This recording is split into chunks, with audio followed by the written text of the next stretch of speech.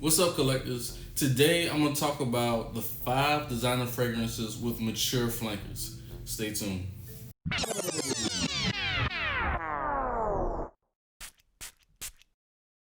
Welcome back, collectors. My name is Earl and this is A Casual Collector. So today I wanted to talk about 5 of my favorite fragrances that are flankers of the original that are also really mature. The original fragrances of these flankers are all really popular fragrances in their own category and right. So the OGs to these fragrances I really enjoyed when they first came out. Some of them I have and some of them I don't, or I've had testers of samples over time. But then as I started to gradually pick up more fragrances, I found that I was liking the fragrances that came behind the originals for the most part. And so that's what we're going to talk about today. And these fragrances aren't in any particular order, because I really like all 5 of these fragrances that I'm about to speak of today. But they all have a mature element to the original fragrances. And some of them are even flankers of flankers, so that'd be pretty interesting to talk about. So let's get started. So the first fragrance I'm gonna speak about today, it was a 2017 release. It was supposed to be a limited edition. You can still find it. I found it on FragranceNet, and I actually have a backup bottle because it was considered to be a limited edition, and maybe they haven't made it anymore, I'm not sure. But this fragrance is Bulgari Man in Black Essence. So this fragrance could be considered a flanker of the original Bulgari Man, but to me I think it's more of a flanker of the Bulgari Man Black Orient, which I also have. So the difference is, to me, the Black Orient came out really spicy. This is a 2014 release. This is a peppery version of the original Man in Black to me. Peppery, leathery, tobacco. I believe it has tobacco notes. Essence takes on a smoother characteristic than the Black Orient. It still has a lot of the same notes. It's still a spicy Oriental fragrance, but it starts out to me a little bit more on the cherry side, like a cherry tobacco side. Yeah, so in that dry down, it really comes off chocolatey. I don't know why they don't list the notes in there, because if you smell it, you could definitely tell it. So when it comes to maturity, this actually, the Black Orient, it could be really considered mature. Really all of the Bulgari line is a more dressed up version of a designer fragrance. It's not necessarily the fun clubby fragrance, not even the glacier fragrance that I just smelled in the store the other day. It doesn't fit in that category. So Bulgari Man already comes off as a mature fragrance. But in regards to wearability, likability, compliment factor, I think although all of them, especially the 2 that I have, could garner compliments, I've gotten more compliments off of the Essence limited edition. And so while they say it's a limited fragrance, you can still find this on FragranceNet. I actually ended up getting my backup bottle on FragranceNet because it kept advertising it to me on the opening screen. And I think it was around $50 that I purchased it for.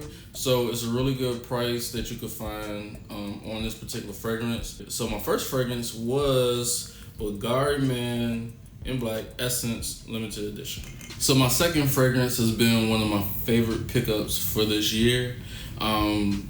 It was hard to find for a while, but when I got my hands on it, I made sure and grabbed it. I actually paid retail for it. Don't kill me, guys. But to me, this one I had to. The second fragrance is Chanel Allure Homme Sport Eau Extreme. So I don't know what more to say really about Allure Homme Sport that we already don't know. It's that woody, aromatic, green fragrance. One thing I like about this fragrance versus the Sport or the original is that it walked away from the C note characteristic in the aldehyde. It starts off green, aromatic. It dries down into a woody, creamy fragrance with that tonka bean. The tonka bean in this is amazing to me. I don't have the other flankers in my collection because after sampling them all, none of them really lasted a long time on my skin. But when I sampled this, it was love at first sniff, I guess, first smell. And so I had to get a full bottle.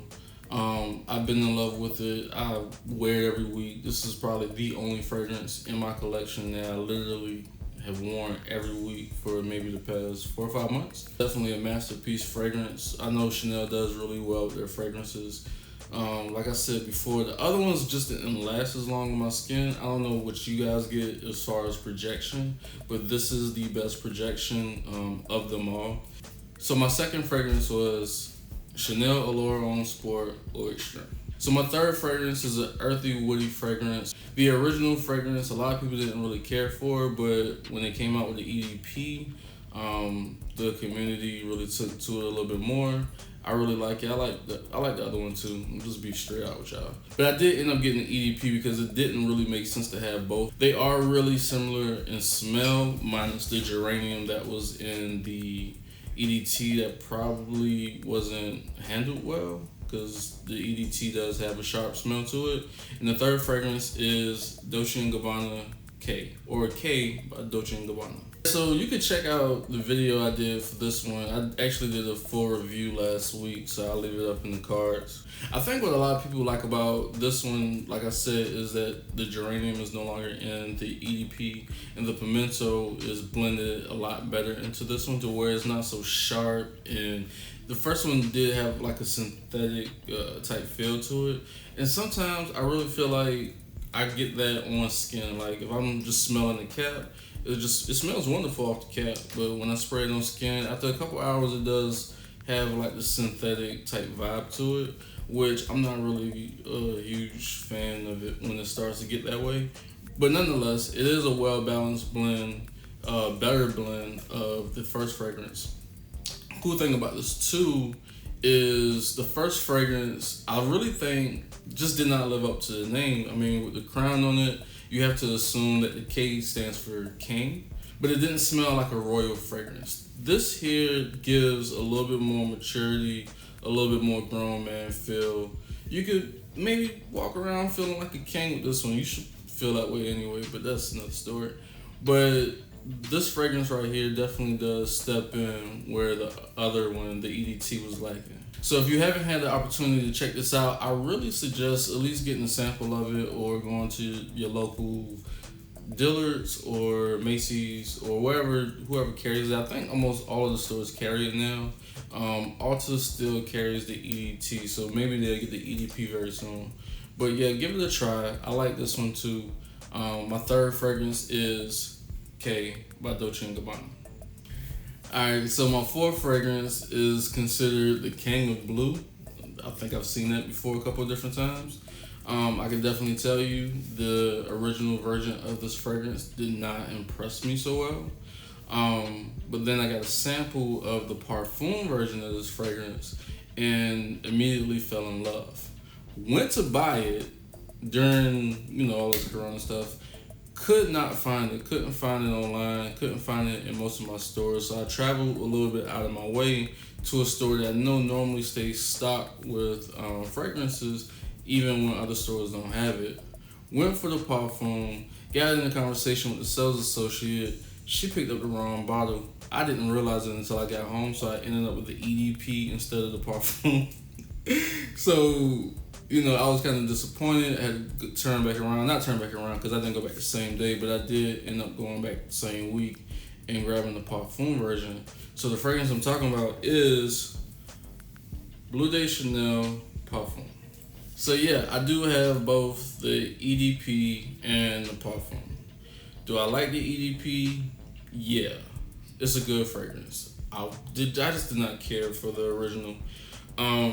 To me though, the reason why I choose the parfum over the EDP is because it is more mature, it's well blended. I think the EDP just comes off with too much ginger, and ginger is one of my favorite notes in fragrances. I will almost lend to say ginger is one of my top 5 favorite notes in fragrances. But for me, it's just when you have both, it's hard to not go to the parfum route, because this one comes off a little bit sharp. It's still young. Actually, I think what happened was the original was for that young clubbing guy, maybe 20 to 25, or maybe even 20 to 30.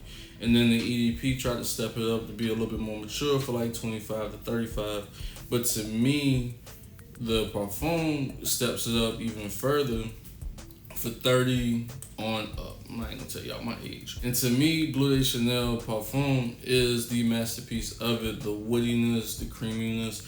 All of these fragrances kind of fall in that same line for me.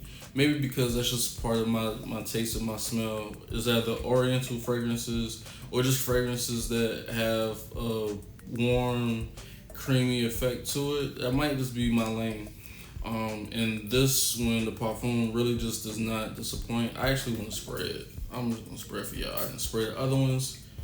It's just, I really enjoy this one. I'll open this and I have to actually tell myself like, yo, you wore this yesterday and the day before. Try something else, and then I actually have to battle like, do I want to wear this, or do I want to wear this, or do I want to go niche? Because to me, these two fragrances for sure are just the niche quality, high-end designer quality fragrances that I go to. I love them to death. And to me, I think the ISO Super is what really knocks it out the park. It gives it that fresh but warm, woozy feel. There's not really much more I can say about that. It's just, this is a masterpiece of no other designer fragrance I have. It's probably interesting that the two Chanel fragrances that I have that I really love will probably go in my top 5 favorite designer fragrances of all time. But for good reason, because they really put their foot in creating the highest level designer fragrance. So my 4th fragrance is Bleu de Chanel Parfum. So my 5th and final fragrance, I'm not even gonna hold you guys, is Dior Savage Parfum. I've only had this in my collection for maybe a week and a half now. I really enjoyed Dior Savage when I first got my nose on it around 2017, I believe. But what I started to realize immediately was that everybody wore Dior Savage. When I got my nose on it, I was like, damn, I like that. That's familiar. Why is it familiar? It's because if you go out, especially in DC, on a Saturday night, Friday night, Saturday night, Wednesday night, you're gonna smell Dior Savage. If you go to 3 different bars, you're gonna smell Dior Savage everywhere. So because of that, I didn't rush to get it, and I actually was gonna like ward myself off from getting it. But I said I want to have it in my collection. What type of collector am I to not have Dior Savage in my collection? So when the EDP came out, I said I was gonna give it a try. To me, it was still too similar to the original. So I waited a little bit longer, and then the Parfum came out. I still waited, but I was out shopping for my wife and just decided like, you know what, get her something, get me something. And I realized I had almost every fragrance in that store that I liked. So I decided to go ahead and make this purchase. Not mad at it at all. I mean, this fragrance here, man, it's like all of the other ones to me. It's fresh, creamy dry down, some woodsy notes to it. It's Dior Savage still because I really like Dior Savage. So it is Dior Savage, but it's a grown man Dior Savage. Don't kill me, young fellas, if you don't like the way I said that. I don't mean no harm to it, but I just don't want to smell like y'all, man. Like, I wanted a different version. I wanted something that really suited my preferences. And Dior Savage really suits my preference. I wasn't in a rush to get it, but at the same time, I was discovering the Prada Luna Rosa line. And Prada Luna Rosa came out with Carbon, which was, at the time, the more mature version of Dior Savage. And so I was starting to think, actually when I was making this list, I was looking back and I was thinking, was Dior Savage Parfum the answer to Prada Luna Rosa Carbon? Taking their signature fragrance and making it more mature. Could it be? Y'all tell me in the comments. I don't know. I don't even know if they even think that far. But I will definitely tell you, this was my iteration of Dior Savage. This is what I wore. Because I just felt like it suited that category. And then I got my hands on this, and now I will still wear both of them. Cool thing is they don't smell alike. So this is a more mature version of it, but it's more woodsy and it doesn't have so much of that fruitiness to it, to me. Just to me. This still has the Savage DNA through and through, but it just meets the mature profile that I was looking for. So y'all tell me, did Dior decide to answer Prada by coming out with Parfum? Either way, I enjoy both of them. I'm super excited about both of them. I plan to continue to wear both of them. I think they're both year-round fragrances, but we're not talking about Prada right now. We're talking about Dior Savage. Dior Savage is a year-round fragrance for me, at least the Parfum is. I could wear it if I'm going out. I could wear it dressed up. I think it's just a great all-around fragrance. Will I start to smell Dior Savage Parfum everywhere on everybody? Who knows? But at this point, I don't really give a damn. I really enjoy this fragrance. This is the one I'm rocking with. So I want to thank you guys for sticking with me.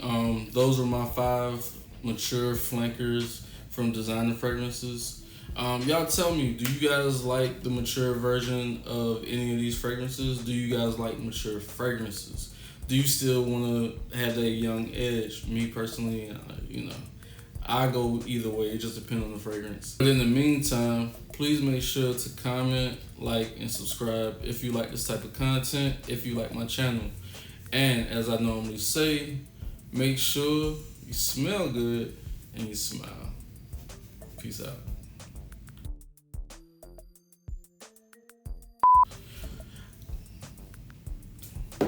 So I just actually did a video about this. You can check that in the card. So the second fragrance is Allure on, nope, not Allure. 2, 1, go.